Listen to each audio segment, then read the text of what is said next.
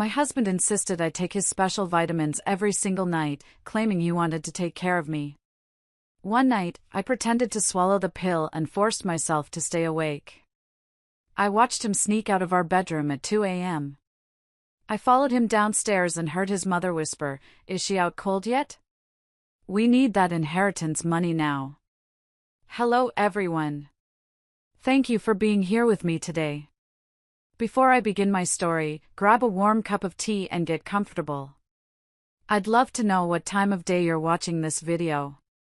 Please comment M for morning, A for afternoon, or E for evening. Now, let me take you into this story. I am Heather.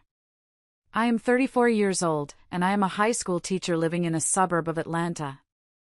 For 2 years, I thought I was living in a fairy tale. I thought I had found my person. You know, that one human being who would protect me, cherish me, and stand by me through anything. My husband, Blake, was everything I thought I wanted. He was attentive. He was caring. He was always making sure I was okay, always checking in on me. But looking back now, I realized that what I thought was love was actually surveillance. What I thought was care was actually control. And trust can be the most dangerous thing you give someone. Because what I discovered when I finally opened my eyes to what was happening in my own home, in my own basement, shattered everything. It started with the vitamins. Every single night at 10 p.m., Blake would bring me a glass of water and 2 blue capsules. He called them his special blend to help with my stress and sleep. He would sit on the edge of the bed, stroke my hair, and watch me swallow them. He wouldn't leave until he saw my throat move. "Got to keep my baby healthy," he'd say with that smile that used to make my heart melt. But on this specific Tuesday night, something felt wrong. The air in the house felt heavy, charged with a static electricity I couldn't explain. Maybe it was intuition. Maybe it was God whispering in my ear. But when Blake handed me the pills, I didn't swallow them. I put them in my mouth, took a sip of water, and then, the moment he turned to put the glass on the nightstand, I slid the capsules under my tongue. I made a show of swallowing hard. I smiled at him. He kissed my forehead, whispered sweet dreams, Heather, and turned off the lamp. I waited until his breathing deepened, until I was sure he was asleep, and then I spit the dissolving, bitter mess into a tissue I had hidden in my palm. The hardest part was staying awake. Even without the full dose, my body was conditioned to shut down. My eyelids felt like lead weights. I had to dig my fingernails into my palms until I broke the skin just to keep the darkness at bay. I lay there in the silence of our suburban home, listening to the settling of the house, the hum of the refrigerator downstairs, the beating of my own terrified heart. At 1:58 a.m., Blake moved. He didn't toss and turn like someone having a bad dream. He sat up with precision. He moved silently, sliding out from under the duvet like a shadow. He didn't look at me. He didn't check the time. It was as if he had an internal alarm clock set for evil. I kept my breathing even, my eyes shut to mere slits. I watched him pull on a pair of dark sweatpants and a black t-shirt. He grabbed his phone from the nightstand. Then, he did something that made my stomach turn. He leaned over me, shone the flashlight from his phone directly into my eyes for a split second, and waited. I didn't flinch. I forced my body to be dead weight. I let my jaw go slack. Satisfied that I was unconscious, he left the room. I waited 60 seconds. I counted them in my head. 1 Mississippi. 2 Mississippi. When I reached 60, I slid out of bed. My legs were shaking so bad I thought I would collapse, but adrenaline is a powerful fuel. I crept to the bedroom door and peeked into the hallway. It was empty. But I saw a faint, flickering light coming from the bottom of the stairs. The basement door, which we usually kept closed because it was just unfinished storage space, was slightly ajar. I walked down the hallway. I knew where every squeaky floorboard was in this house. I stepped over the third plank from the wall. I hugged the banister as I descended the stairs. The air grew colder as I went down. And then, I heard voices. Plural. Blake wasn't alone. I froze on the second to last step. Through the crack in the door, I could see a sliver of the basement. Blake was standing there, but he wasn't looking at boxes or fixing the furnace. He was setting up a tripod. On top of it was a high-end camera, the kind professional photographers use. And on a table next to him was a laptop, its screen glowing with a chat room interface that was scrolling so fast I couldn't read the text. But it was the voice coming from the speakerphone on the desk that made my blood turn to ice. It was a voice I knew better than my own mother's. It was Patricia. My mother-in-law. Is she out cold yet? Patricia's voice rasped through the speaker, sounding impatient and cruel. We have VIPs waiting, Blake. We need that inheritance money now. The loan sharks aren't going to wait another week. I slapped a hand over my mouth to stifle a scream. My knees buckled, and I had to grab the doorframe to stop myself from falling. My husband wasn't just having an affair. He wasn't just sneaking a midnight snack. He was down there with his mother, talking about my inheritance and some kind of VIPs while I was supposed to be comatose upstairs. The reality of what I was seeing was too big to process. It was like looking directly at the sun. It burned. But I knew, in that terrifying moment, that if I made a sound, if I let them know I was awake, I might not live to see the sunrise. Before I continue with what I saw on that computer screen, because trust me, it gets so much worse, I want to take a second to thank you for listening. If you are watching this, please, drop a comment down below telling me what city or state you are watching from. It helps me feel less alone to know there are real people out there hearing my truth. Now, let me tell you about the money, and why my husband and his mother were so desperate to destroy me. To understand why Blake and Patricia were in my basement plotting my demise, you have to understand where I came from. I didn't have a normal childhood. My parents died in a car accident when I was 4 years old. I don't remember them, not really. I just have pictures and a vague sense of warmth when I think about them. I was raised by my grandmother, Nana Rose. She was a steel magnolia of a woman, tough, sharp, and incredibly protective. She was also quietly wealthy. She had invested wisely in real estate back in the 70s, and by the time I was growing up, she had built a small fortune. Nana Rose loved me, but she was terrified that people would use me. Heather, she used to say, tapping her cane on the floor, men will see your soft heart in your bank account, and they will try to drain both. You have to be smarter than they are. When Nana Rose passed away 5 years ago, she left me everything. But she was smart. She locked the inheritance up in a trust with very specific conditions. I could access the interest for daily living, but the bulk of the principal, millions of dollars, would only be released to me fully under 2 conditions: I turned 40 years old, or I had been happily married to the same man for 5 consecutive years.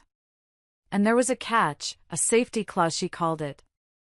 If I were deemed mentally incapacitated or unable to care for myself, my legal guardian or spouse would gain control of the funds to manage my care. I was 29 when she died. I was lonely. I was grieving. And that's when Blake walked into my life. We met at a coffee shop. Cliché, I know. I was crying over a book of poetry, and he offered me a napkin and a joke. He was charming. He was a software engineer, he said. He seemed stable. He seemed kind. He didn't ask about money. He drove a modest car. He seemed to love me for me. We dated for a year. It was a whirlwind. He made me feel safe. For an orphan who had always felt like a guest in the world, Blake made me feel like I had finally come home. When he proposed, I said yes without hesitation. I wanted a family. I wanted to belong. I remember the first time I met Patricia. She was cold at first, looking down her nose at my teaching job and my modest apartment. But the moment Blake mentioned, casually, of course, that I had a trust fund managed by a lawyer, her entire demeanor shifted. It wasn't subtle. It was like a shark smelling blood in the water. Suddenly, I was her precious daughter. She started planning the wedding, insisting on expensive venues, telling me I deserved the best. I thought she was just being motherly. I was so desperate for a mother figure that I ignored the dollar signs in her eyes. On our wedding day, Blake was perfect. He cried when I walked down the aisle. He held my hands and promised to protect me, to cherish me, to handle the hard parts of life so I wouldn't have to. I don't care about the money, Heather, he had told me the night before, when we were going over the prenuptial agreement my grandmother's lawyer had insisted on. I'd live in a cardboard box with you. I just want you. I believed him. God help me, I believed him. For the first 2 years, things were good. We traveled. We bought a beautiful house in the suburbs, using the down payment for my trust's interest, of course. Blake insisted we handle the finances together, but he slowly took over the bills, the accounts, the taxes. You're a teacher, he'd say. You have enough stress with the kids. Let me handle the boring stuff. It felt like a luxury to be taken care of. But looking back, I see the pattern. He was isolating me. He didn't like my friends. He'd make subtle comments about them until I stopped inviting them over. He'd complain when I spent too much time at school. He wanted me all to himself. Or rather, he wanted me contained. The 5-year mark. That was the key. We had been married for 3 years. 2 more years, and the trust would unlock completely. 2 more years, and the millions would be liquid. But Blake, apparently, couldn't wait that long. Or maybe he had debts I didn't know about. Huge debts. Debts that wouldn't wait for an anniversary. So, they came up with a plan B. If they couldn't wait for the 5 years, they had to trigger the other clause. The safety clause. They had to prove I was mentally incapacitated. They had to prove I was losing my mind. And that's where the vitamins came in. It began about 8 months ago. Blake came home one evening with a sleek, dark bottle of supplements. He said his buddy at the gym, a guy who supposedly worked in biotech, had recommended them specifically for women with high-stress jobs like teaching. It's all natural, babe, he promised, shaking the bottle so the pills rattled. Magnesium, valerian root, a high-dose B-complex. It'll help you sleep better and keep your energy up during the day. I hate seeing you so worn out. I was touched. I was tired. Teaching high school English is exhausting, and I had been feeling a bit run down. So, I took them. I trusted my husband. Why wouldn't I? The first few weeks, I actually thought they were working. I slept heavily. I mean, heavily. I wouldn't wake up once during the night. But the mornings were brutal. I would wake up feeling like I was wading through quicksand. My head would pound, and my mouth would taste like metal. Blake would be there with coffee, rubbing my back, telling me I just needed to adjust to the deep sleep cycle. But then, the gaps started. It started with small things. I'd lose my keys. I'd find the milk in the cupboard and the cereal in the fridge. I'd walk into a room and have absolutely no idea why I was there. I laughed it off at first. Mom brain without the baby, I joked to my friend Tanya. But Tanya didn't laugh. She looked at me with worry in her eyes. Then came the incident at school. This is a memory that still makes my cheeks burn with shame. I was in the middle of teaching The Great Gatsby, a book I have taught for 7 years.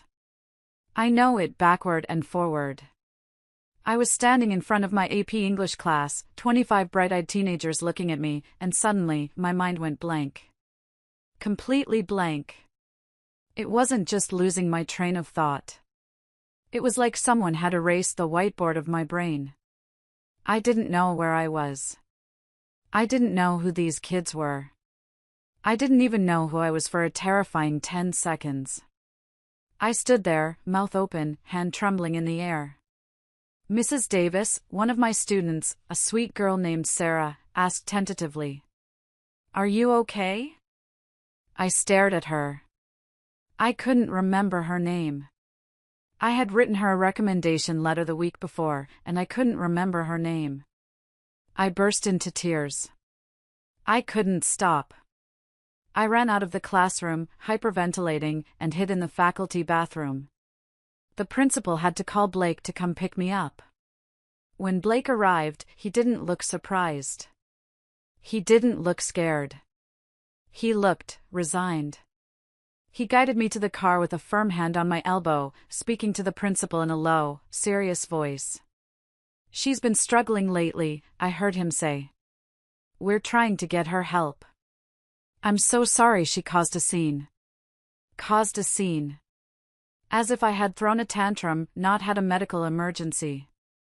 On the ride home, I was sobbing, terrified that I was having a stroke or early-onset dementia. Blake drove with one hand on the wheel and the other holding mine. But his grip was tight, almost painful. "It's okay, Heather," he said, his voice smooth like oil. "You're just stressed. You're overwhelmed. Maybe you're taking on too much. Maybe you're not cut out for full-time work right now." "I love my job," I protested weakly, my head spinning. "I know you do, baby. But look at you. You can't remember your students' names. You're putting your keys in the freezer. It's getting worse, Heather. I'm worried about you. Mom is worried about you." He dropped the seed right there. It's getting worse. He was framing the narrative. He wasn't comforting me, he was confirming my worst fears. He was telling me I was broken. That night, he doubled the dose of the vitamins. "To help you calm down," he said. And like a fool, like a trusting, scared, vulnerable fool, I swallowed them. I let him pull the blanket up to my chin. I let him kiss me goodnight. I didn't know that the pills were the poison. I didn't know that the man holding my hand was the one pushing me off the cliff. I just thought I was losing my mind. And he was counting on that. After the school incident, Patricia became a permanent fixture in our lives. She started coming over every day to help. But Patricia's help felt more like an occupation. She would arrive at 9 a.m. sharp, letting herself in with the key Blake had given her without my permission. She would walk around my house, running a finger over dust that wasn't there, straightening pillows that didn't need straightening, and looking at me with this pitiful, condescending expression. "Oh, Heather," she would sigh, watching me struggle to make coffee with my shaking hands. "You look dreadful. Just dreadful. Are you sure you're eating? You're wasting away." I wasn't wasting away. If anything, I was bloated from the medication and the stress eating. But she made me feel small. She made me feel transparent. The gaslighting ramped up to a level that was almost artistic in its cruelty. I would leave my phone on the kitchen counter, turn around to wash a dish, and when I turned back, it would be gone. I would search the whole house, frantic, crying, convinced I had lost it again. And then Patricia would pull it out from under the sofa cushions in the living room. "It was right here, dear," she would say, her voice dripping with fake sweetness. "You must have dropped it and forgotten." Again. I didn't go in the living room, I would argue, my voice trembling. "Oh, honey," she would exchange a knowing look with Blake. "You were just in there. You were talking to the wall. Don't you remember? Talking to the wall." They planted memories I didn't have. They created hallucinations I wasn't seeing. They made me question the very fabric of my reality. One afternoon, about 3 months ago, Patricia sat me down at the kitchen table. She made tea. She held my hand. Her palms were dry and cold, like papery snakeskin. "Heather," she started, looking deep into my eyes. "Blake and I have been talking. We think it's time to be honest about your family history." "My family history?" I blinked, fighting through the brain fog. My parents died in a car crash. Yes, the crash, Patricia nodded slowly. But do you know why they crashed? I stared at her. It was ice. A slick patch on the highway. Patricia shook her head sadly. That's what your grandmother told you to protect you. But Blake hired a private investigator to look into the medical records. For your sake, dear. Your mother, she had episodes. Just like you're having now. Manic episodes. Memory loss. Confusion. My heart hammered against my ribs. What are you saying? She drove the car off the road on purpose, Heather, Patricia lied. The lie was so smooth, so confident. She was having a psychotic break. It runs in the female line. Your grandmother had it too, at the end. It skips a generation sometimes, or it manifests later. But we're seeing the signs in you. I felt like the floor had dropped out from under me. Was this true? Could Nana Rose have lied to me my whole life? Was the madness inside me, woven into my DNA, a ticking time bomb that had finally gone off? No, I whispered. Nana was sane. She was sharp. She was controlling, Patricia corrected sharply. She hid the truth to secure the money. But we don't care about the money, Heather. We care about you. We need to get you proper treatment before you hurt yourself. Or Blake. She squeezed my hand hard. You don't want to hurt Blake, do you? Of course not. I sobbed. Then you need to listen to us. You need to stop fighting. Let Blake handle the legal side of things.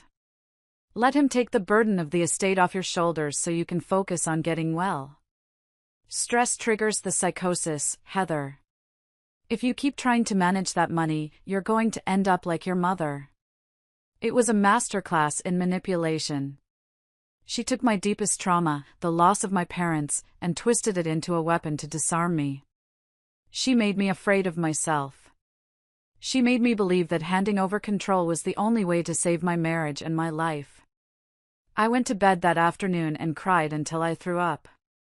Blake came home, heard the story from his mother, and came upstairs to hold me. It's okay, he whispered into my hair. I'm not going to let you crash.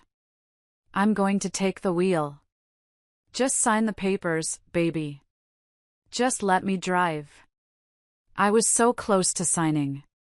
I was so broken, so tired, so scared of the genetic monster they had invented. If it hadn't been for Tanya, I would have signed my life away the next week. But I'm getting ahead of myself. First, I have to tell you about the doctor. The doctor who wasn't really a doctor at all. 2 weeks after Patricia dropped the bomb about my genetic insanity, Blake told me he had found a specialist. He said Dr. Aris was a renowned neurologist who specialized in hereditary cognitive decline. He said he had pulled a lot of strings and paid a hefty consultation fee out of pocket because our insurance wouldn't cover such an exclusive provider. We're going to fix this, Blake said, dressing me like a doll because my motor skills were so shot from the drugs. Dr. Aris is the best. I expected a hospital. I expected a sterile clinic with receptionists and waiting rooms. Instead, Blake drove us to a nondescript office building in an industrial park on the edge of town. There was no signage. No other patients. Just a heavy steel door that buzzed when Blake pressed the intercom. He values privacy, Blake explained when he saw my hesitation. He treats high-profile clients. Celebrities, politicians. People who can't afford to have their mental health issues leaked to the press. It sounded plausible. In my drugged state, everything sounded plausible. Inside, the office was luxurious but strange. Leather chairs, dark wood, no medical posters, no diplomas on the wall. Dr. Aris was a man in his 50s with a slick ponytail and a smile that didn't reach his eyes. He didn't wear a white coat. He wore a tailored suit that looked more expensive than my car. He didn't run an MRI. He didn't take blood. He didn't do a cognitive test. He just sat there and asked Blake questions about me while I sat in the chair next to my husband, drooling slightly, unable to form coherent sentences. She forgets where she is, Blake said, looking tragic. She gets aggressive. She throws things. Last week, she threatened to burn the house down because she thought there were spiders in the walls. I didn't, I tried to mumble. My tongue felt thick, like a piece of raw steak in my mouth. I never, spiders. Dr. Eris looked at me with faux pity. He shined a penlight in my eyes, blinding me. Dilated pupils, he noted to Blake. Disorientation. Slurred speech. Classic signs of rapid-onset dissociation. He turned to his computer and typed for a few minutes. The clicking of the keys sounded like gunfire in the quiet room. Then, the printer whirred.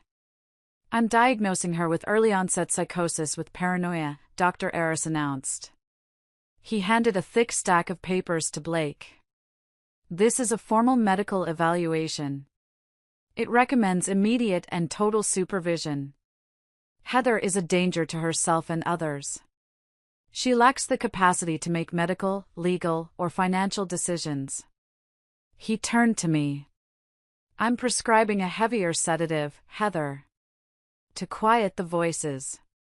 I don't hear voices, I managed to say, a tear sliding down my cheek. That's the paranoia speaking, Dr. Eris said smoothly. He looked at Blake. You need to file for emergency conservatorship. With this evaluation, the judge will grant it immediately. You'll have full power of attorney. It's the only way to protect her assets and her safety. Blake nodded, looking solemnly at the papers. Thank you, Doctor. I just want to save my wife. You're a good man, Blake, Dr. Eris said. Most men would have left. Most men would have left. That phrase echoed in my head on the ride home. I felt a crushing wave of guilt.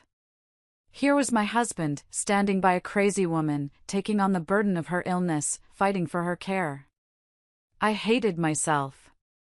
I hated my broken brain. I didn't know then that Dr. Eris had lost his medical license 3 years prior for insurance fraud and overprescribing opioids. I didn't know that Blake had paid him $5,000 cash for that diagnosis. I didn't know that the heavier sedative was actually an antipsychotic that, if given to a healthy person, causes permanent neurological damage. I just sat in the passenger seat, staring out the window at the blurring world, wishing I could just disappear. I felt trapped in my own body, a prisoner of a mind that I thought had betrayed me. I didn't know the betrayal was sitting in the driver's seat, humming along to the radio, calculating exactly how long it would take to liquidate my grandmother's estate. But help was coming. And it was coming in the form of a sarcastic, nosy, wonderful best friend who refused to take no for an answer. Tanya has been my best friend since college. She's the kind of person who doesn't knock, she walks in and announces her presence. She's loud, she's opinionated, and she has a lie detector built into her gut that has never been wrong. Blake hated her. He called her abrasive. He had successfully kept her away for months, telling her I was too sick for visitors, or that I was sleeping, or that I was contagious with the flu. But Tanya knew something was off. When I stopped texting her back, when I missed our monthly brunch dates, she didn't just fade away. She got suspicious. 3 days after the appointment with Dr. Eris, Blake was at work. Patricia had stepped out to the grocery store, a rare 20-minute window where I was left alone, supposedly sleeping in the living room recliner. The front door unlocked. I flinched, thinking it was Patricia coming back early. But it was Tanya. She had a spare key I had given her 5 years ago, one Blake didn't know about. She marched into the living room, took one look at me, and gasped. My God, Heather.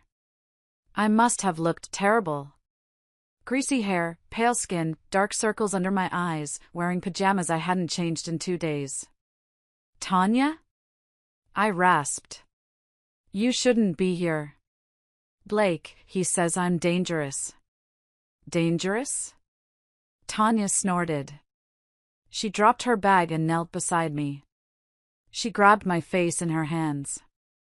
You're not dangerous, honey. You're stoned. Look at your pupils. They're pinpoint. It's the vitamins, I mumbled. And the medicine. For the madness. Madness my ass, Tanya snapped. She stood up and walked straight to the kitchen. She knew exactly where Blake kept the special vitamins. She grabbed the bottle from the counter. What are you doing? I tried to sit up, but the room spun. I'm doing a science experiment, she said grimly. She opened the bottle and sniffed it. These don't smell like B-complex. B-complex smells like yeast. These smell like chemicals. She pulled a similar-looking bottle out of her purse. It was a bottle of generic herbal sleep aid she took, valerian root, harmless stuff. The capsules looked almost identical.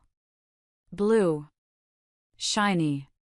I'm switching them, Tanya said. She dumped Blake's pills into a Ziploc bag she produced from her pocket. Then she filled Blake's bottle with her herbal supplements. She put the cap back on and placed it exactly where it had been. Tanya, no, I panicked. If he finds out, he's trying to help me. Tanya came back to me and gripped my shoulders hard. Her eyes were fierce. Heather, listen to me. I know you. I know your brain. You are the woman who memorized Shakespeare sonnets for fun. You are not crazy. You are being drugged. I don't know why, and I don't know what for, but I am not leaving you like this. She pointed a finger at me. You take the pills he gives you tonight. Because they are safe now. They are just herbs. And when you wake up tomorrow with a clear head, you call me. Do you understand? You call me. She heard a car door slam outside. Patricia was back. I have to go, Tanya whispered. She shoved the Ziploc bag of poison pills into her bra. I'm going to get these tested. Stay safe. Act sick. Don't let them know you're getting better. She slipped out the back door just as Patricia bustled in the front, carrying grocery bags and complaining about the traffic. That night, Blake gave me the pills. I swallowed them, terrified that he would notice the switch. But he didn't. He was too arrogant. He thought he had total control. I went to sleep. But for the first time in months, I dreamed. Real dreams. And when I woke up the next morning, the fog wasn't there. The headache wasn't there. I felt clear. I felt like me. I lay in bed, listening to Blake shower in the ensuite bathroom, and the realization hit me like a physical blow. Tanya was right. I wasn't sick. I wasn't crazy. I had been poisoned. The clarity brought a surge of rage so hot it almost choked me. I looked at the man humming in the shower, my husband, my protector, and I realized I was sleeping next to a monster.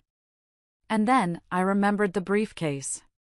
Blake always kept his leather briefcase locked, but he had left his keys on the dresser. I had a clear head, 10 minutes, and a burning need for answers. I got out of bed. I moved quietly to the dresser. My hands, usually trembling from the drugs, were steady for the first time in months. I grabbed Blake's keys and tiptoed to the closet where he kept his briefcase. My heart was pounding against my ribs, not from fear this time, but from adrenaline. I unlocked the briefcase. Inside, neatly organized in file folders, was the anatomy of my destruction. The first thing I found was a stack of overdue notices. Red ink everywhere. Credit cards I didn't know existed, maxed out to limits of $50,000 each. But that was small change compared to what lay beneath. There were printouts from an online gambling site. Crypto futures. High-risk sports betting. The losses were staggering. Hundreds of thousands of dollars. Blake wasn't just in debt. He was drowning. He had gambled away our savings, his 401k, and he was currently leveraged on loans from lenders that didn't look like banks, names like Viper Capital and Shadow Lending. The interest rates were predatory. He owed over $500,000, and the deadlines were approaching. Then I found the legal documents. Petition for emergency conservatorship. My name was typed at the top. Blake's name was listed as the petitioner. The document was filled out, dated for next Monday. Attached to it was the fake evaluation from Dr. Eris, citing my violent outbursts and severe cognitive decline. And there was another document underneath it. A draft of a property sale agreement. It was for my grandmother's estate, the house I had inherited, the land, everything. Blake had already lined up a buyer. He was selling my family legacy for pennies on the dollar to a developer, presumably for a quick cash infusion to pay off the loan sharks. But the most chilling thing wasn't the numbers. It was a notebook. A small, black moleskine notebook tucked in the back pocket of the case. I opened it. It was a log. August 12th, dosage increased to 15 milligrams, subject compliant. Noticed memory lapse at 10 a.m. September 4th, subject embarrassed herself at school. Perfect. Credibility destroyed. October 1st, mom suggests pushing the genetic angle. Good idea. Subject is susceptible to guilt. He had documented it. He had documented the systematic destruction of my mind like he was debugging a piece of software. Subject. He didn't even call me his wife. I was just a subject. A glitched program he was trying to override to get to the payout. I heard the shower turn off. Panic flared. I quickly shoved the papers back in, locked the briefcase, and threw the keys back on the dresser. I dove back into bed just as the bathroom door opened. Blake walked out, towel around his waist, smelling of expensive soap. He looked at me, lying there with my eyes half closed, and smiled. It was a benevolent, pitying smile. "Good morning, sleepyhead," he said. "How are you feeling?" I had to act. I had to summon every ounce of acting ability I had. I let my eyelids droop. I slurred my voice. "Foggy," I mumbled. "Head hurts." Did I sleep?" "You slept great, babe," he said, coming over to kiss my forehead. "You didn't move an inch." "The new meds are working." "I feel heavy," I lied. "That's normal," he reassured me. "I'm going to work today, but Mom will be here in an hour. You just rest. Don't worry about anything." He got dressed, whistling a happy tune. He was happy because he thought he had one. He thought I was erased. He didn't know that the woman lying in his bed was wide awake, armed with the truth, and fueled by a hatred so pure it felt like a weapon. As soon as he left, I texted Tanya. "You were right. Everything. Come get the evidence. We need a plan." But I couldn't leave yet. I needed more than just papers. Papers could be argued. Debts could be explained away as bad investments. The medical report could be defended as a mistake. I needed undeniable proof. I needed to know exactly what he was doing in the basement. And that brings us back to last night. The night I hid the pill. The night I followed him downstairs. So here we are. Back on the stairs. My hand over my mouth. The basement door ajar. I watched through the crack. Blake was sitting in front of the laptop. The camera on the tripod was pointed at an empty chair, a velvet armchair brought down from the guest room. "She'll be down in a minute," Blake said to the screen. He was typing furiously. Yeah, special request tonight. I know you guys like the bruises." My stomach lurched. The bruises. The mysterious marks on my arms and thighs that I thought I had given myself during manic episodes. They weren't from me. They were requests. "Is the lighting good?" Patricia asked. She was adjusting a studio light, angling it toward the chair. "Make sure they can see her face clearly." That user Dark Knight tipped extra for close-ups of her crying. "I can't make her cry if she's unconscious, Mom," Blake snapped. "Use the onion juice like last time," Patricia suggested casually. "Or just pinch her hard. She winces even when she's out." I felt vomit rise in my throat. They were selling me. They were live-streaming my unconscious, drugged body to a dark corner of the internet where sick men paid to see women helpless. It wasn't just about the inheritance. That was the long game. This digital trafficking was the short game. This was how they were paying the daily interest on the loans. I watched as Blake stood up. "All right, stream is live. I'm going to go get the merchandise." Merchandise. I had to move. If he caught me on the stairs, it was over. I scrambled back up the stairs, my bare feet silent on the wood. I practically flew into the bedroom and dove under the covers. I slowed my breathing, forcing my body to mimic sleep. I heard him enter the room. I felt his presence looming over the bed. I felt his hand grab my ankle. He dragged me. He literally dragged me down the bed. "Come on, dead weight," he grunted. He lifted me into his arms. I went limp. It was the hardest thing I've ever done, letting this man, this predator, carry me like a rag doll. He carried me out of the room, down the hall, and down the stairs. I kept my eyes closed, but I could hear everything. The hum of the computer fans. Patricia's heavy breathing. He dumped me into the velvet chair. "Head back," Patricia instructed. "Open her mouth a little. They like that." Blake grabbed my jaw and tilted my head back. I felt his rough fingers pry my lips apart. "Perfect," he said. "Okay, bidding is open. What do we want to see tonight?" "Someone wants to see her feet?" 500 credits. Done. I felt him pull the socks off my feet. I felt the camera lens zoom in. I lay there, exposed, violated in a way that felt worse than physical assault. I was a spectacle. A prop. "Hey," Blake said suddenly, his voice changing tone. "User Payback 88 just bid 5,000 for a wake-up scare. He wants me to slap her awake." 5,000? Patricia gasped. "Do it. We can just drug her again after." My heart stopped. If he slapped me, I would flinch. I would open my eyes. The adrenaline would give me away.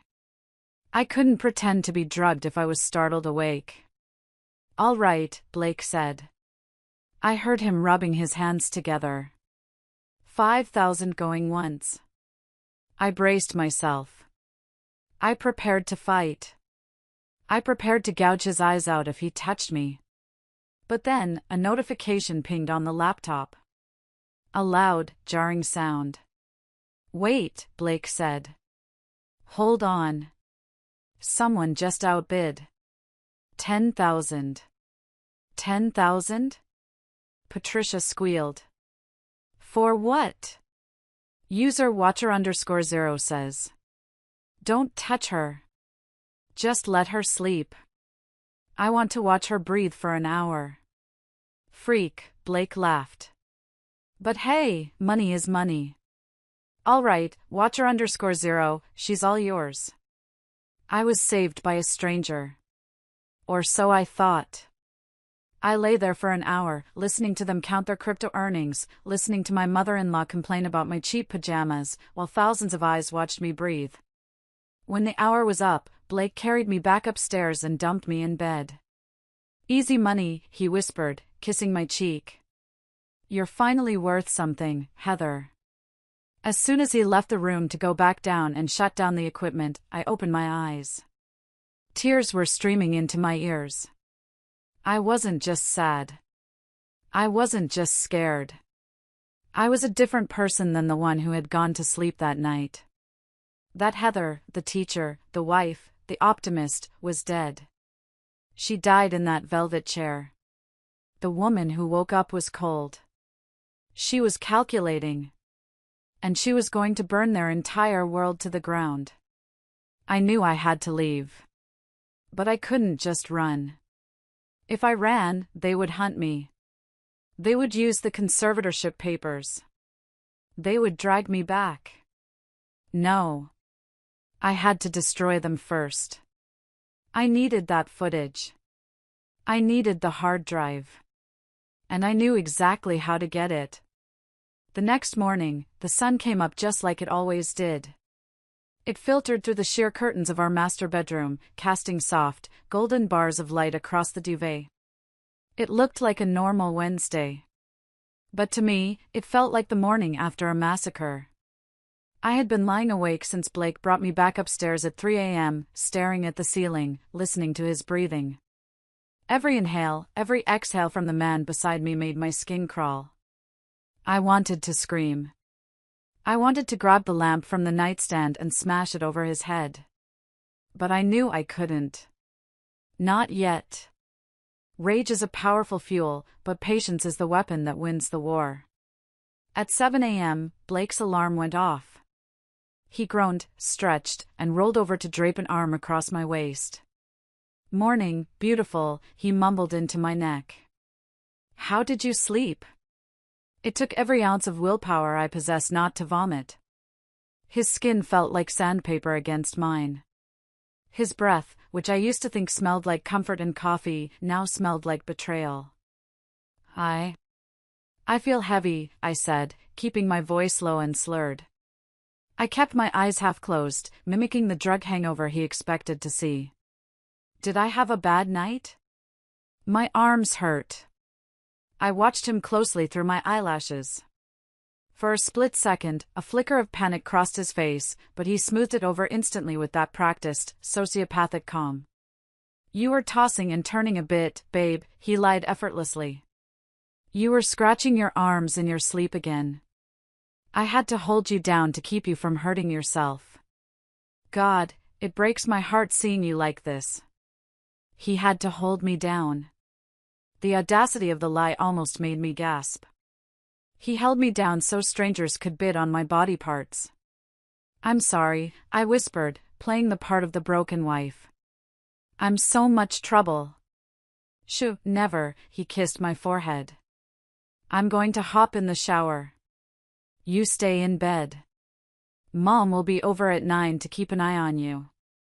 As soon as the bathroom door clicked shut and the water started running, I moved. I didn't have much time. I knew from my nightly sessions that Blake was desperate for money, but I needed to know exactly how desperate. I needed to know the timeline. I slipped out of bed and went to the pile of clothes he had discarded on the floor the night before, the sweatpants and t-shirt he wore during the live stream. I checked the pockets. Nothing. I checked his work bag. Nothing. Then I saw his phone. He had left it on the charger. Blake was careful, he usually took it into the bathroom with him. But arrogance makes people sloppy. He felt so secure in his control over me that he was starting to slip. I knew his passcode. It was our anniversary. 1014, I punched it in. My hands were shaking so badly I mistyped it the first time. "Please, please don't lock me out." I typed it again. It unlocked. I didn't go to his texts. I went to his email. I searched for keywords: loan, bank, overdue. The results filled the screen. It was a sea of red flags. Final notice: mortgage payment returned insufficient funds. Urgent: Viper Capital repayment schedule. Notice of default. I opened the email from Viper Capital. It was dated yesterday. Mr. Davis, your grace period expires in 7 days. If the remaining balance of $450,000 is not settled, we will move to asset seizure. And as discussed, our collection agents are not as patient as your bank. Asset seizure. They were coming for the house. My grandmother's house. Then I saw another email, sent from Blake to Patricia just a few hours ago, timestamped at 3:30 a.m. right after the live stream ended. Subject, almost there. Body, we made $12,000 tonight thanks to the whale watcher _0. But it's not enough to clear the VIG. We need to push the conservatorship hearing up. Can you get Dr. Eris to certify that she's a suicide risk? If we can commit her by Friday, I can get power of attorney by Monday and liquidate the trust. We need to sell the house fast. Friday. Today was Wednesday. They were planning to have me committed to a mental institution in 48 hours. I heard the water shut off in the bathroom. I quickly swiped out of the app, locked the phone, and placed it back on the charger exactly at the angle I found it. I dove back into bed, pulling the covers up to my chin just as the door opened. You okay, hon? Blake asked, toweling off his hair. You look pale. Just anxious, I said. And for the first time that morning, I wasn't lying. Don't worry, he smiled, and it was the smile of a predator looking at a trapped rabbit. Everything is going to be over soon. By the weekend, you're going to be in a much better place. He meant a padded cell. I meant freedom. I waited for him to leave for work. As soon as his car pulled out of the driveway, I ran to the bathroom and splashed cold water on my face. I looked at myself in the mirror. I looked tired, yes. But I looked fierce. You have 48 hours, Heather, I told my reflection. Time to go to war. I had a window of about 45 minutes before Patricia arrived for her daily shift as my jailer. I knew I couldn't drive my car. Blake tracked my GPS. I checked my purse. He had taken my credit cards for safekeeping, but I had a stash of emergency cash, about $800, hidden inside an old tampon box under the sink. It was something Nana Rose taught me, always have running money, Heather. Always. I grabbed the cash and ran out the back door. I cut through the neighbor's yard, praying Mrs. Higgins wasn't looking out her window, and power walked 3 blocks to the strip mall. There was no specialized spy store nearby, but there was a Best Buy. I walked in, breathless, hoodie pulled up. I found the home security section. I didn't buy the big, obvious cameras. I bought 3 nanny cams disguised as USB wall chargers. They looked exactly like standard phone charging blocks, but they had tiny lenses and recorded audio and video to an SD card. I bought 3 128 GB memory cards. I paid cash. I didn't make eye contact with the cashier. I ran back home, my heart pounding a rhythm against my ribs. I made it back with 10 minutes to spare. I worked fast. I plugged one charger into the outlet in the master bedroom, facing the bed. I plugged the second one in the kitchen, near the table where Patricia usually sat to make her phone calls.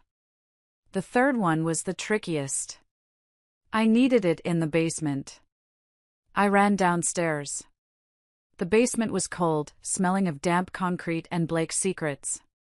I found an outlet behind the TV stand they used for the live stream setup. It was low, discreet. I plugged it in.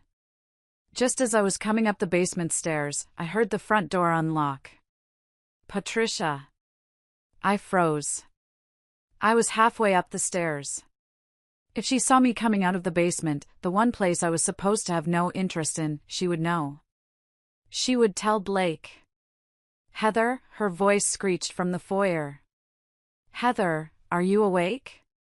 I looked around frantically. There was nowhere to hide.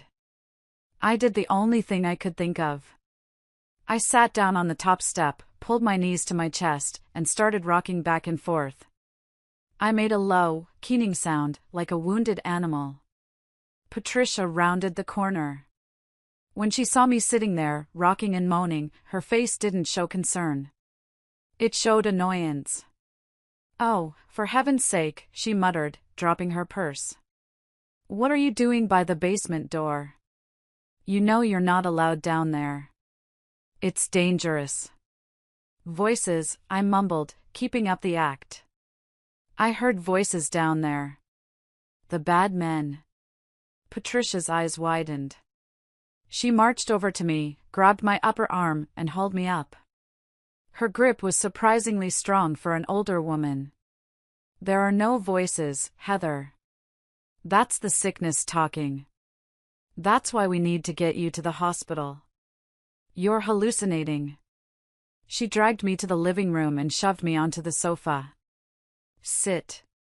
Stay. I'm going to make tea, and you are going to take your morning pill.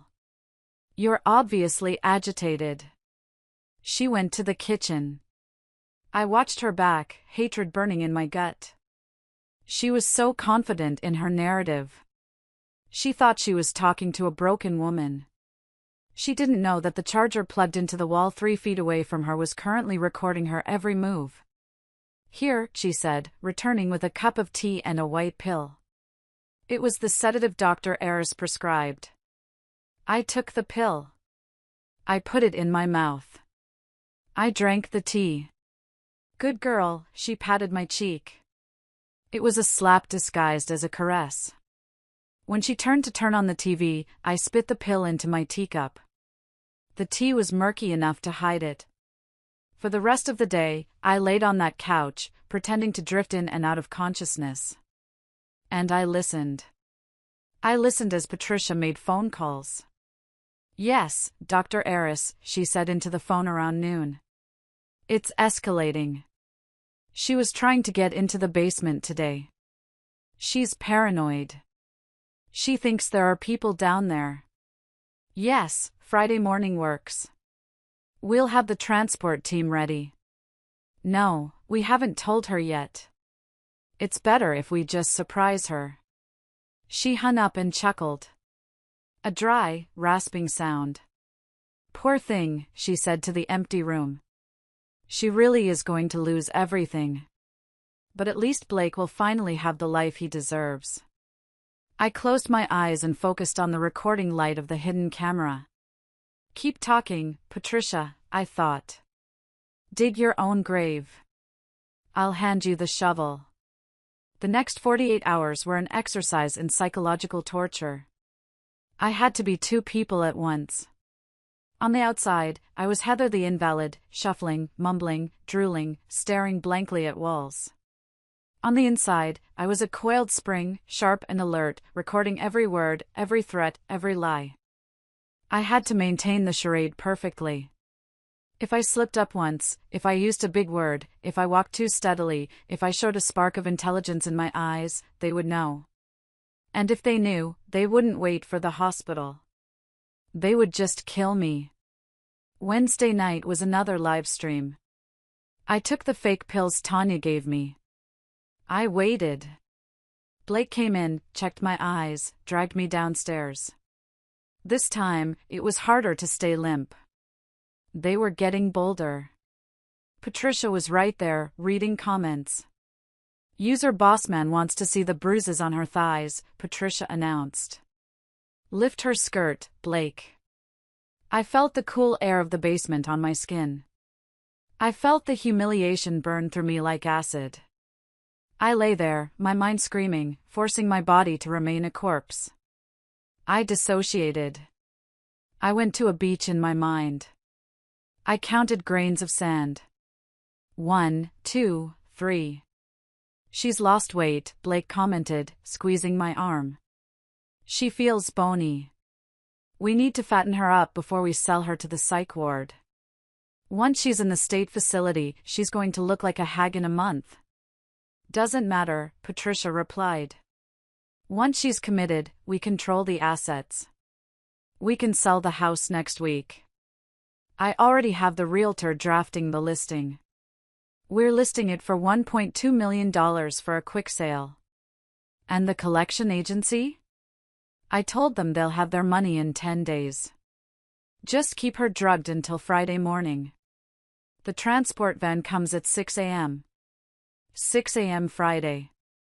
That was my deadline. Thursday was worse. The anticipation was eating me alive. I spent the day sleeping in the bedroom while the camera and the charger recorded Blake and Patricia packing up my valuables.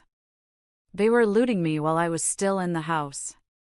This necklace is real gold, Patricia said, holding up Nana Rose's vintage locket, the one with my parents' picture in it.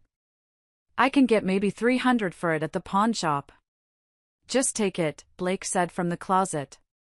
He was packing my designer bags. She won't need jewelry where she's going. They don't allow sharp objects. I watched through half-closed eyes as they stripped my life apart. They took my jewelry, my expensive coats, even my laptop. They were erasing me. It wasn't just about the money anymore, it was about annihilation. They wanted to scrub Heather Davis from the face of the earth and replace her with a checkbook. I felt a tear slip out. I couldn't help it. Look, Patricia pointed. She's crying in her sleep. God, she's pathetic. She's broken, Mom, Blake said, zipping up a bag of my clothes. We're doing her a favor. She can't handle the real world. Doing me a favor. That night, Thursday night, was the final straw. They didn't do a live stream. They were too busy prepping for the extraction, as they called it. I lay in bed, the house quiet. Blake was in the shower. I retrieved the SD card from the bedroom charger. I crept downstairs and got the one from the kitchen. I didn't dare go to the basement, the door was locked tonight. I had hours of footage. I had them confessing to fraud. I had them planning to commit me falsely. I had them stealing my property. But then, as I was sneaking back upstairs, I heard Blake on the phone in his office. The door was cracked. I froze. Yeah, Dr. Eris, Blake was saying. Listen, change of plans. I don't think the hospital is a permanent enough solution. She's fighting the meds. She's getting lucid. My heart stopped. Had he noticed? What if? Blake lowered his voice, and I had to lean in, pressing my ear to the cold wood of the doorframe. What if she has an accident on the stairs tonight? She's clumsy. She's dizzy. If she falls and breaks her neck, that solves the conservatorship problem instantly. I get the life insurance payout too. Double the money, half the paperwork. Silence. He was listening to the doctor. You can make the autopsy look clean? Toxic screen will just show the sedatives you prescribed? Perfect. Blake hung up. He wasn't sending me to the hospital anymore. He realized I was waking up. He realized I was a risk. He was going to kill me. Tonight. I looked at the top of the stairs. The railing. I saw Blake's toolbox sitting nearby. He had loosened the bolts on the banister. If I leaned on it, if I stumbled, it would give way. And I would fall 20 feet onto the marble foyer below. I wasn't waiting for Friday morning. I wasn't waiting for the police. I had to get out. Now. Panic is a funny thing. It can paralyze you, or it can make you superhuman. In that moment, standing in the hallway, realizing my husband was plotting my murder with the casual tone of someone ordering a pizza, I chose to be superhuman. I quietly retreated to the guest room.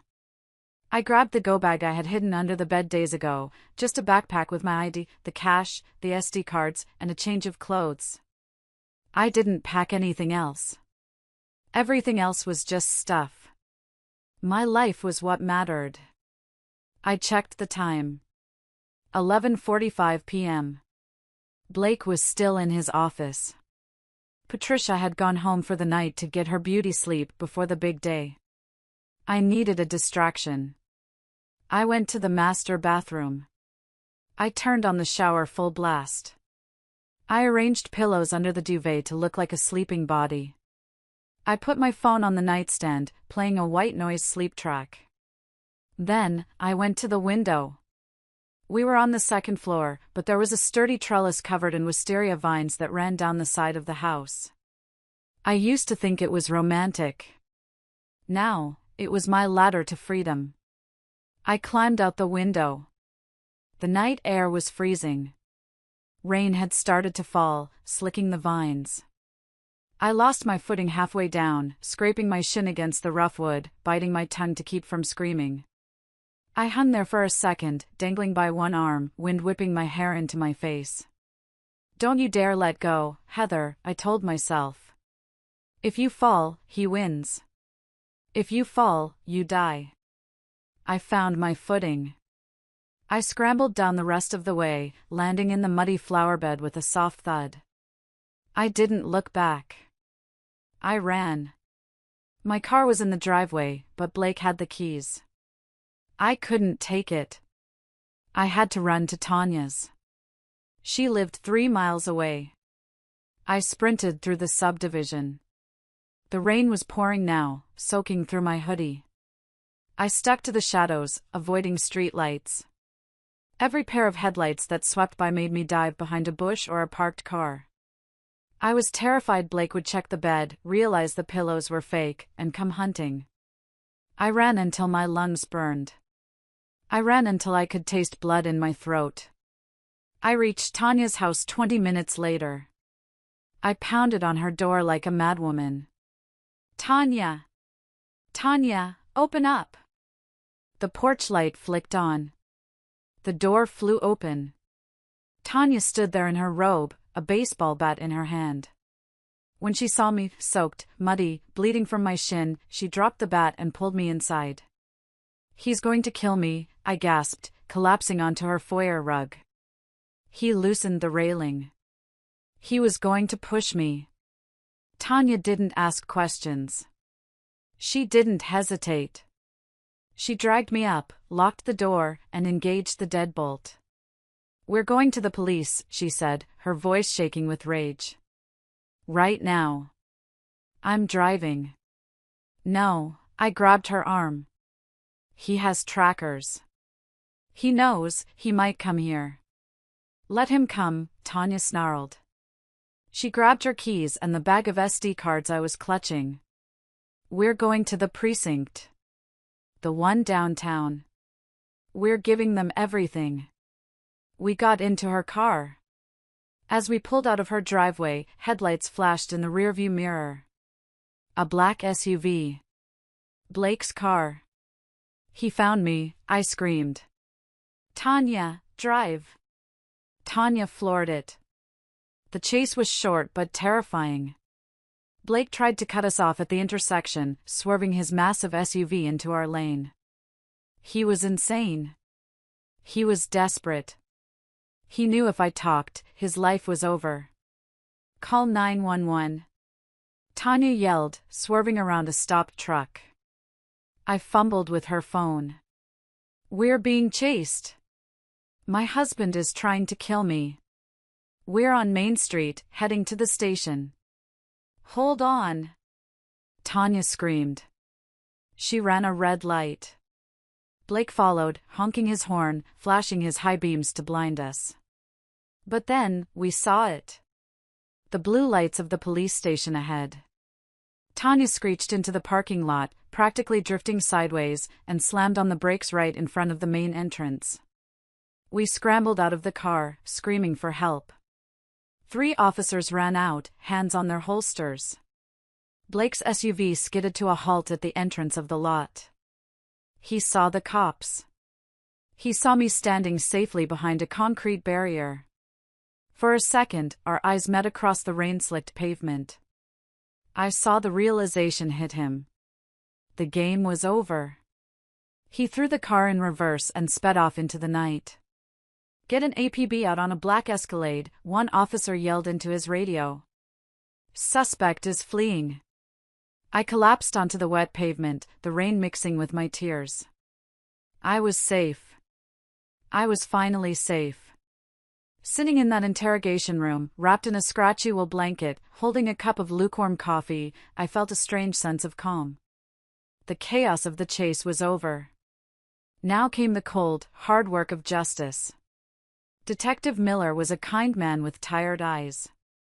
He sat opposite me, listening as I told him everything. I played the videos from the SD cards on his laptop. I watched his face change. He started out professional, detached. But when he saw the footage from the basement, the footage of Blake and Patricia discussing selling my house, the footage of them reading comments from the perverts online, the footage of Blake checking my pupils, he turned a shade of red I'll never forget. Jesus Christ, he muttered, closing the laptop. Trafficking. Fraud. Attempted murder. Conspiracy. He looked at me. Mrs. Davis, we have enough here to put him away for a very long time. And his mother too. He has a gun, I said softly. In the safe. And he's desperate. We'll get him, Miller promised. We're tracking his phone right now. It took 3 hours for them to find him. He had gone to his mother's house.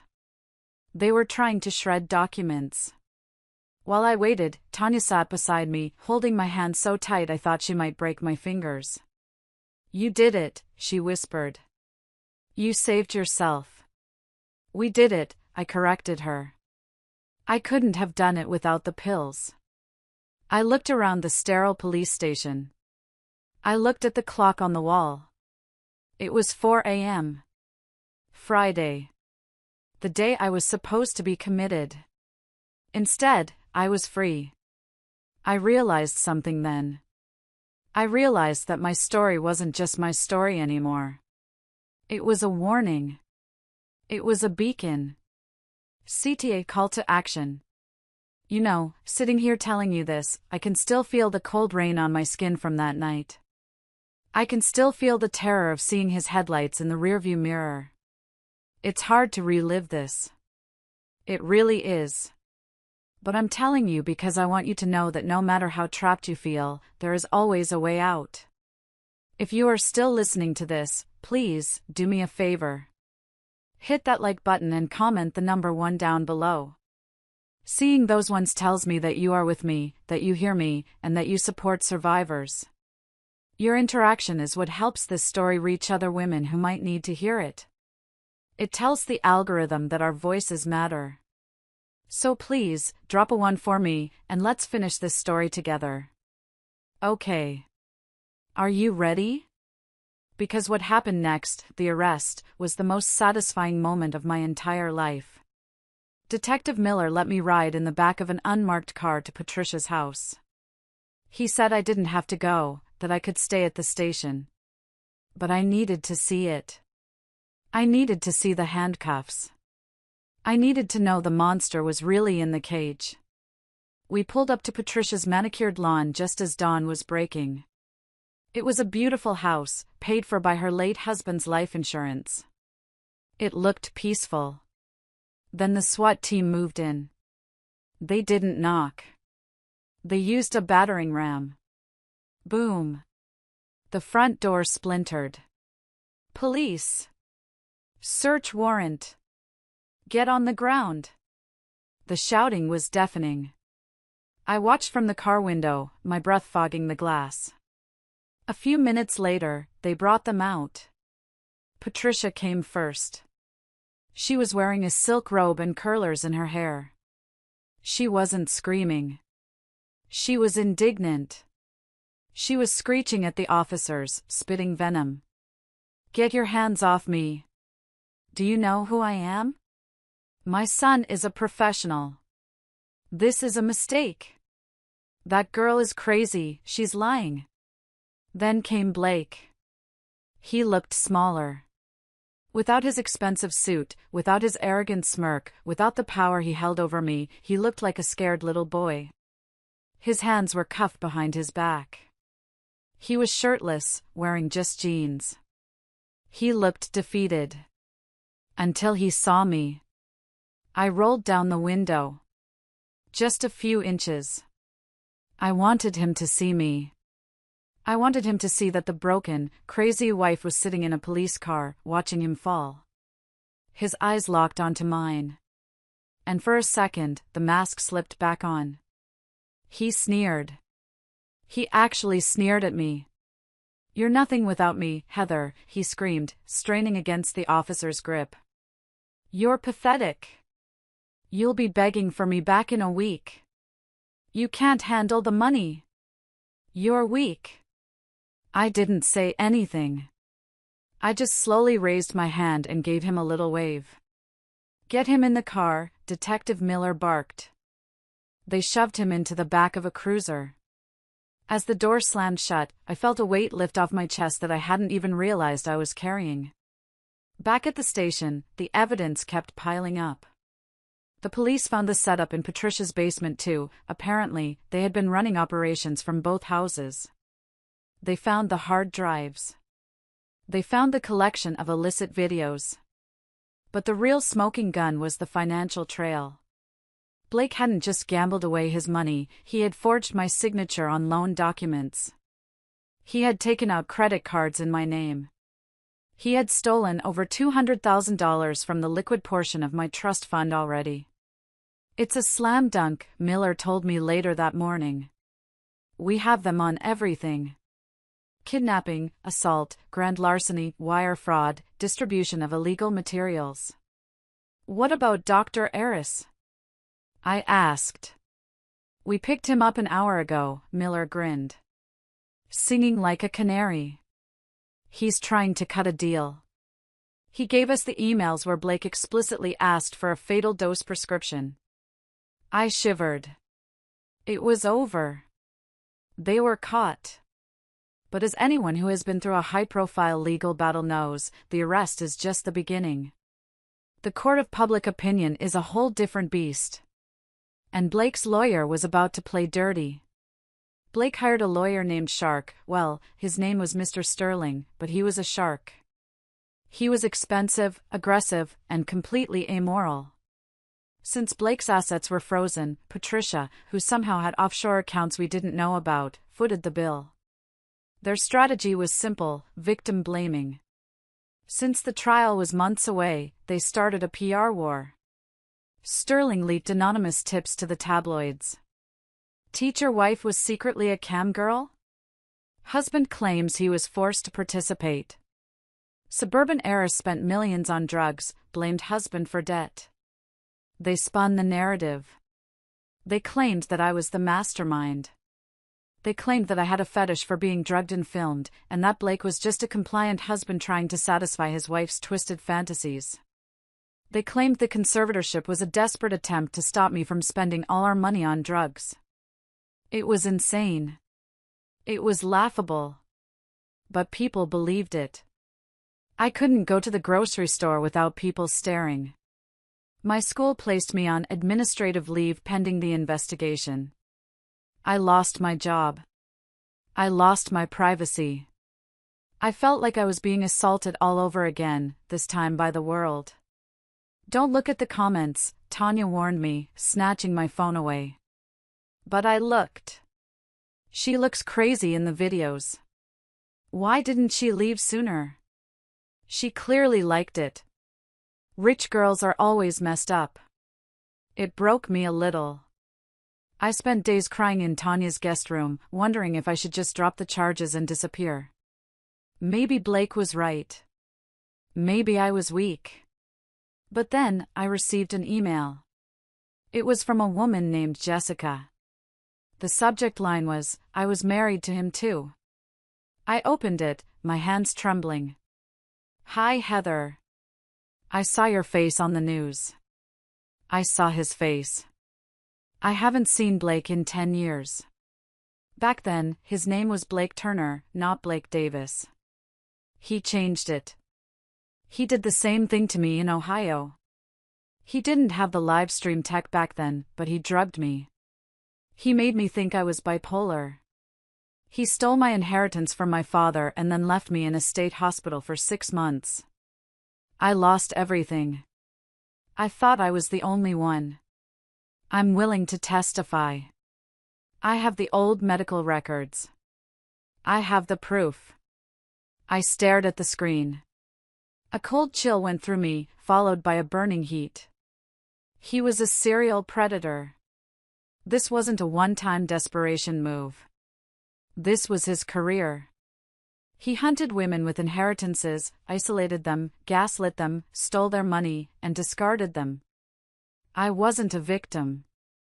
I was a survivor of a calculated, lifelong criminal enterprise.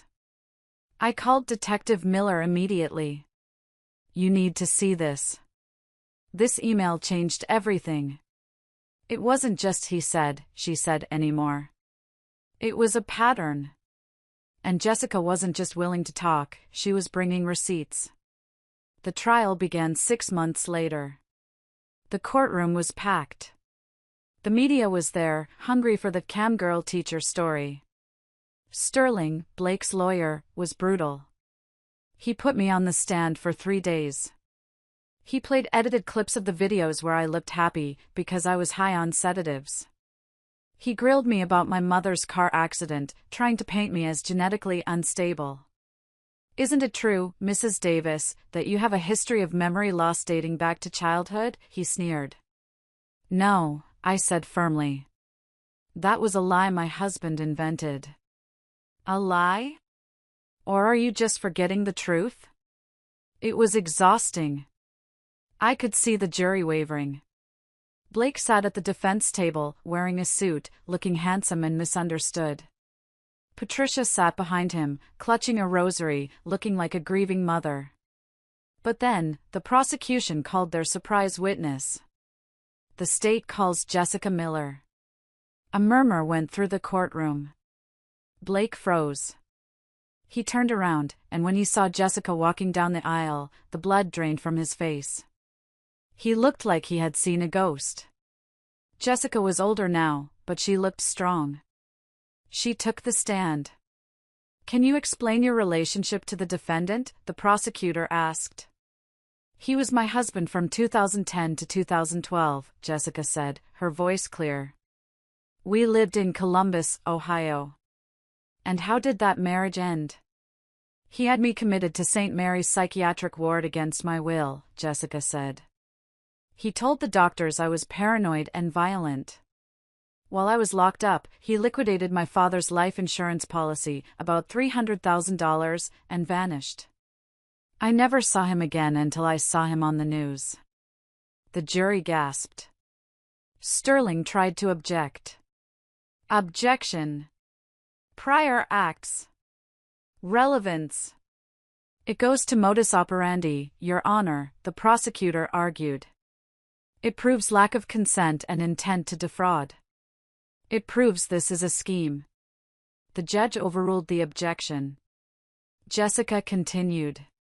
She produced documents, bank transfers, the fake medical evaluations from 2012 that were almost identical to mine. Then came the final nail in the coffin. Jessica looked at Patricia. And she was there too, Jessica pointed at my mother-in-law. She called herself Aunt Pat back then. She helped him pack my things. She drove the car when they took me to the hospital. Patricia stood up, shrieking. Liar! She's a liar! I don't know this woman. Sit down, madam, the judge banged his gavel. One more outburst and you will be held in contempt. The courtroom was in chaos. The narrative had flipped. Blake wasn't a victim of a crazy wife. He was a Bluebeard. A monster who recycled the same script to destroy women.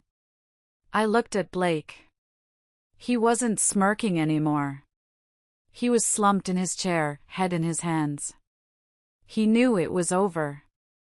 The jury deliberated for less than 4 hours. When they returned, the courtroom was silent. I held Tanya's hand on one side and Jessica's on the other. We were a sisterhood of survivors. We the jury find the defendant, Blake Davis, guilty on all counts. Guilty. Guilty. Guilty. Trafficking. Guilty. Fraud. Guilty. Assault. Guilty. Attempted murder. Guilty. Patricia was also found guilty of conspiracy, fraud, and trafficking. The sentencing hearing was a week later. I gave a victim impact statement. I stood at the podium, looking directly at the man who had promised to love me. "You tried to erase me," I told him. "You tried to make me believe my own mind was a trap. You sold my body for pocket change. You stole my trust. But you failed. I am still here. I am sane. And I am the one holding the keys now." The judge was merciless. He called their crimes depraved and calculating. Blake was sentenced to 20 years in federal prison without the possibility of parole. Patricia got 10 years. As they led Blake away, he didn't look at me. He just stared at the floor, a broken, empty shell of a man. The VIPs couldn't save him. His mother couldn't save him. I walked out of that courthouse into the sunlight. It was blindingly bright. The reporters were there, but I didn't hide. I stood tall. I got my house back. I got my trust fund back. I sued Blake for damages and won everything he had left, which wasn't much, but I took every single penny he had stashed in those offshore accounts. I sold the house. I couldn't live there anymore. Too many ghosts. Too many squeaky floorboards that sounded like betrayal. I took a portion of the money and I gave it to Jessica. She had lost everything, and she deserved a restart. We cried together in the airport before she flew back to Ohio. "Thank you," she said. "For fighting back." "Thank you," I said. "For showing up." It has been 2 years since the trial. I live in Charlotte now. I bought a small, sunny house with a big garden. No basement. I made sure of that. I went back to teaching, but only part-time. With the rest of my time, and a significant chunk of Nana Rose's inheritance, I started a non-profit organization called the Rose Foundation. We help women who are trapped in financially abusive relationships. We provide legal counsel, emergency funds, and, most importantly, validation. We tell them, "You are not crazy. You are being used." I meet women every day who remind me of the old Heather. Women who are tired, confused, missing keys, and doubting their sanity. And I get to be the person Tanya was for me. I get to hand them the lifeline. And yes, I met someone. His name is David. He's a landscape architect. He has rough hands and a gentle voice. On our third date, I told him everything. I told him about the pills, the live stream, the trial. I told him I have trust issues that run deeper than the Mariana Trench. He didn't run. He didn't try to fix me. He just listened. "I'm in no rush," he said. "You set the pace. I'll just walk beside you. We take it slow. I manage my own finances. I have my own accounts." He respects that. He knows that my independence isn't a rejection of him, it's a celebration of me. Sometimes, I still have nightmares. I wake up at 2 a.m., heart pounding, convinced there's a camera in the corner of the room. But then I turn on the light. I check the room. It's empty. I'm safe. I learned the hard way that the people who say, "I'll take care of everything," are often the ones who plan to take everything. I learned that intuition is a survival instinct, not a symptom of madness. If there is one thing I want you to take away from my story, it's this: trust yourself. If something feels wrong in your gut, it is wrong. If your partner makes you feel small, confused, or crazy, pay attention. Don't swallow the pill just to keep the peace. Spit it out. Look at it. Question it. You are the protagonist of your own life. Don't let anyone else write your script, and certainly don't let them edit you out of the picture. I'm Heather. I'm a survivor. And I am finally, truly, awake. Thank you for listening to my story. Stay safe, stay smart, and always check the labels. And so, Heather's journey reminds us of a profound truth: resilience is born in the darkest moments, and even when the world seems to conspire against us, the human spirit has an extraordinary capacity to rise. This story is not just about survival, it's about reclaiming power, identity, and self-worth.